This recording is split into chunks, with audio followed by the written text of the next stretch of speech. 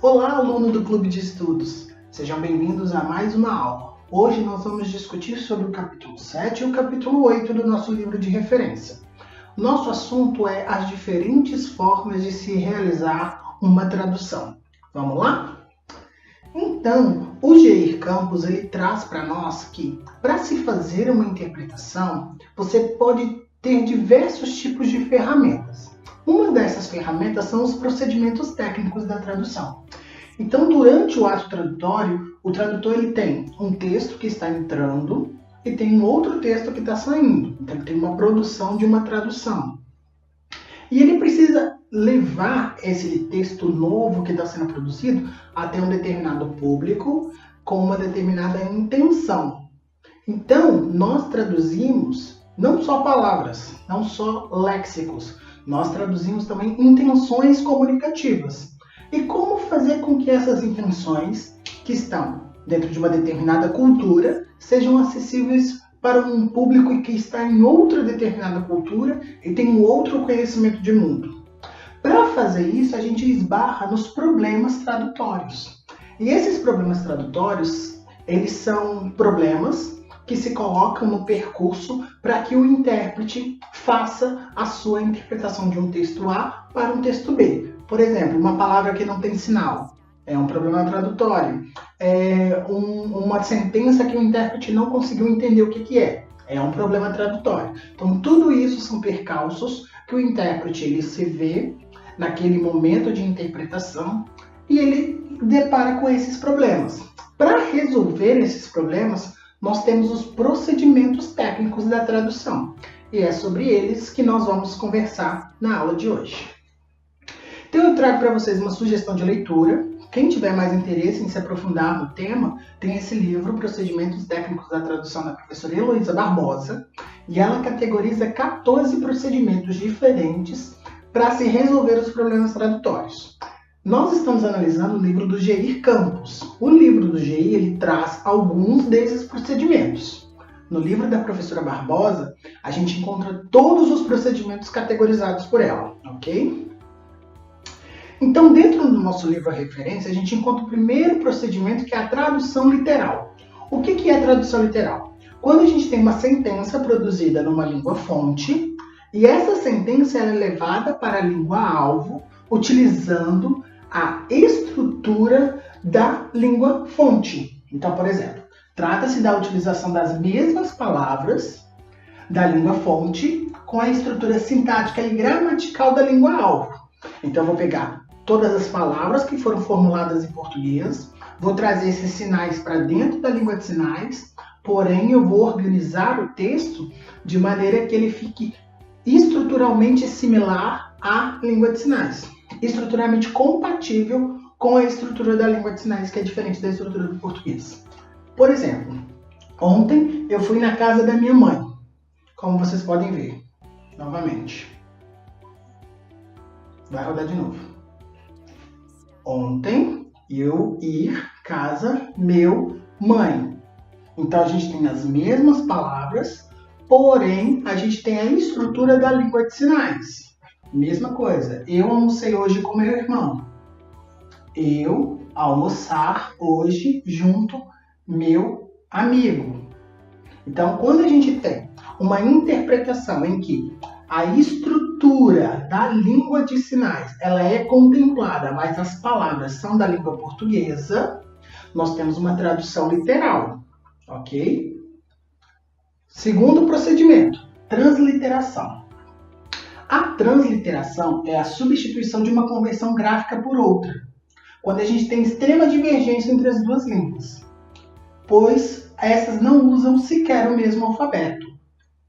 Quando a gente está trabalhando com transliteração, a gente tem um problema de línguas que utilizam alfabetos diferentes. Por exemplo, o alfabeto latino, que é esse que nós estamos acostumados a conhecer, A, B, C e por aí vai, ou o alfabeto russo, que tem umas letras diferentes, por exemplo. Então, quando a gente tem esse tipo de problema tradutório, a gente precisa usar uma transliteração. A gente não utiliza transliteração quando está interpretando de Libras para a língua portuguesa. Por quê? As duas possuem o mesmo sistema gráfico do alfabeto e possuem o mesmo sistema lexical. Então, as palavras elas são estruturadas com os mesmos morfemas, os mesmos fonemas. Então a gente não usa a transliteração. Mas o Geir colocou no livro dele e é um assunto também que a gente precisa conhecer, né? Estrangeirismos. Quando a gente não tem um sinal que se adeque exatamente àquela necessidade comunicativa que a gente precisa, a gente pode utilizar um estrangeirismo. Então a gente faz uma transferência de sentido na frase para a língua-alvo que nós queremos traduzir. Então vou mostrar para vocês algum exemplo. Vou pedir ao intérprete para falar com o palestrante. Então, o falar, ele não tem esse sentido que nós precisamos na língua de sinais. Esse sentido aqui do falar é o avisar, então a gente estrangeiriza. Então a gente tira esse sinal, falar, e substitui pelo sinal de avisar. Mesma coisa assim, ó. Não disse nada sobre isso. A gente pode pegar essa frase inteira e colocar apenas um sinal, esse. Então a gente faz uma estrangeirização, pega um sinal que naturalmente é de uma outra língua e traz para dentro dessa nova língua. Isso acontece também na língua portuguesa, que é chamado fenômeno do aportuguesamento.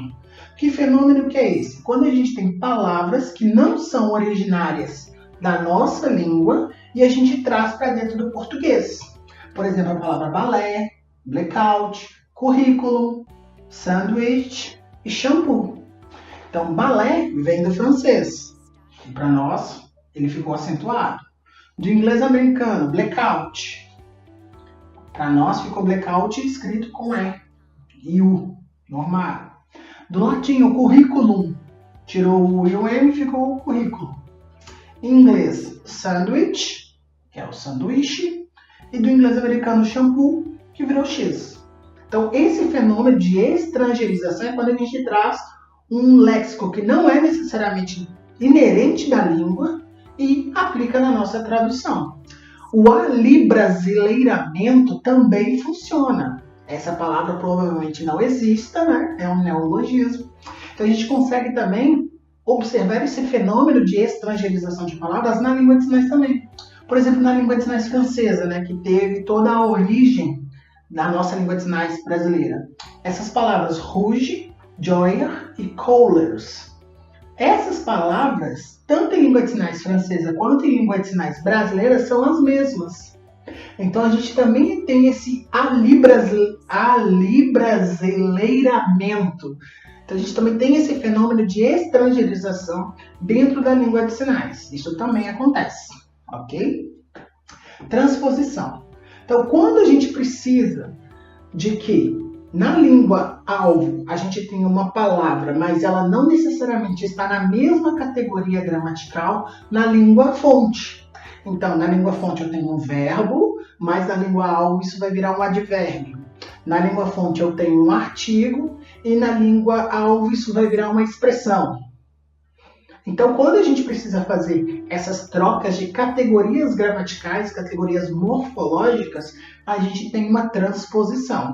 Vou dar alguns exemplos. Ele realizou a atividade rapidamente. Rapidamente, um advérbio, de modo. Vamos ver aqui de forma que vai ser sinalizado. Então, ele realizou a atividade rapidamente. Ele fazer a atividade depressa. Depressa virou um adjetivo. Depressa. Aqui, ontem eu bebi loucamente na festa. O que virou? Ontem, beber e uma expressão na festa. Então, loucamente, um advérbio virou um verbo. E aqui, ele andava vagarosamente. Ficou ele andar. E o vagarosamente, que também era um advérbio, virou um verbo. Então, quando a gente tem essa mudança das categorias gramaticais, a gente tem uma transposição, ok? Modulação. A modulação é um procedimento que a gente usa bastante. É quando a gente inverte o sentido da frase. Tipo, não faça isso. Não faça isso, pois vai ser prejudicial. Ou seja, se você fizer, você vai se prejudicar. Então, quando a gente tem essa mudança de olhar, trazendo a frase de positiva para negativa ou de negativa para positiva, a gente tem uma modulação. Vamos ver. Eu gosto de dirigir, pois não é difícil. Logo, é fácil. Então, na sinalização, vai aparecer gosto de dirigir porque é fácil. Conforme vocês podem observar. E eu gostar, dirigir, fácil. A prova do vestibular não estava fácil, logo estava difícil. Então, eu já substituo pelo difícil. Aqui a gente tem uma modulação. Comprar aquele carro não foi tranquilo, ou seja, teve muitos problemas. Então, a gente tem uma modulação, quando a gente inverte o sentido da frase. Não o sentido do conteúdo, mas quando a gente inverte essa frase de positiva para negativa. Ao invés de ser uma afirmação, torna-se uma negação. A gente tem uma modulação. Adaptação. A adaptação é o limite, quando a gente não tem elementos linguísticos o suficientes numa língua que sejam equivalentes na outra língua. Como, por exemplo, nós trabalhamos com línguas de modalidades diferentes, isso acontece muito, porque tem alguns sinais que eles foram feitos pelo fato da língua oral, pelo fato da língua portuguesa ser oral, por exemplo, o sinal de falar. Esse sinal, ele demonstra que a pessoa está falando oralmente. Então, como que seria esse mesmo sinal de falar em língua de sinais? Seria esse. Então, aí a gente tem uma adaptação. Então, todos aqueles sinais que não são compreensíveis para o público-alvo, pelo fato de as línguas serem de modalidades diferentes, a gente tem uma adaptação. Vamos ver exemplos. Pessoal, por favor, prestem atenção. Quando eu falo prestem atenção para o ouvinte, eu quero que ele cale a boca, que ele pare de falar e preste atenção. Na língua de sinais, a gente quer chamar todos os olhos para a gente. Então, essa é a intenção. Chamar todo o olhar para a gente. Então, aqui a gente tem uma adaptação. Todos batiam palmas para o apresentador. Como é que a gente bate palma para o apresentador? É dessa forma, não é? Dessa forma a gente bate palma. Por quê? Porque o surdo ele é visual, ele não é auditivo. Então, se eu fizer assim, está equivocado. Então, a gente tem uma adaptação. Quando a gente traz essa realidade que está fora da língua para dentro da língua. Isso é uma adaptação. Explicitação. Então, explicitar é tornar explícito, é demonstrar aquilo que está oculto dentro de uma determinada sentença. Vamos ver aqui, ó. A Dilma foi a primeira presidente do Brasil. Então, quando eu vou sinalizar, eu coloco a mulher, nome, Dilma, sinal. Dilma foi a primeira presidente do Brasil. Essa expressão toda que eu coloquei aqui, nome, soletrar, sinal, isso é uma explicitação. Mesma coisa, você conhece a capital do Brasil? Você conhecer cidade, capital, sinal, esse, nome, Brasília, isso é uma explicitação, porque não está escrito aqui. Mas é esse o sentido da frase, então a gente torna claro aquilo que está na frase. Os estudos da tradução são uma área de conhecimento. Então, ETs aqui tem que virar disciplina, nome, estudos da tradução, sinal, estudos, tradução. Tudo isso que eu sinalizei é uma explicitação. O contrário da explicitação é a omissão. Então, a omissão consiste em retirar conscientemente informações que são repetitivas ou desnecessárias. Então, por exemplo, hoje falei com a minha filha que o café da manhã é importante.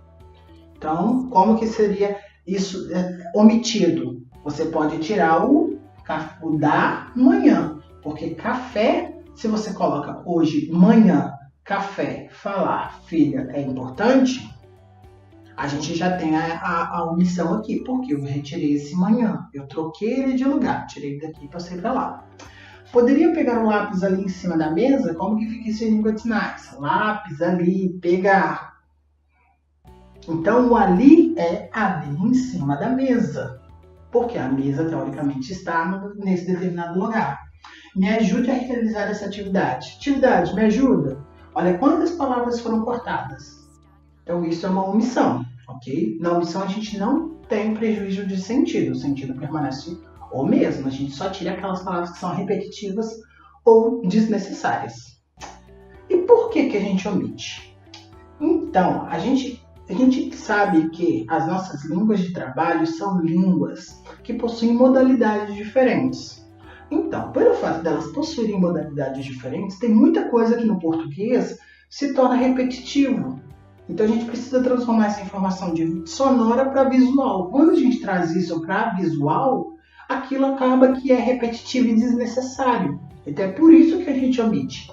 A omissão é uma estratégia de interpretação muito boa, que os intérpretes precisam aprender a utilizar.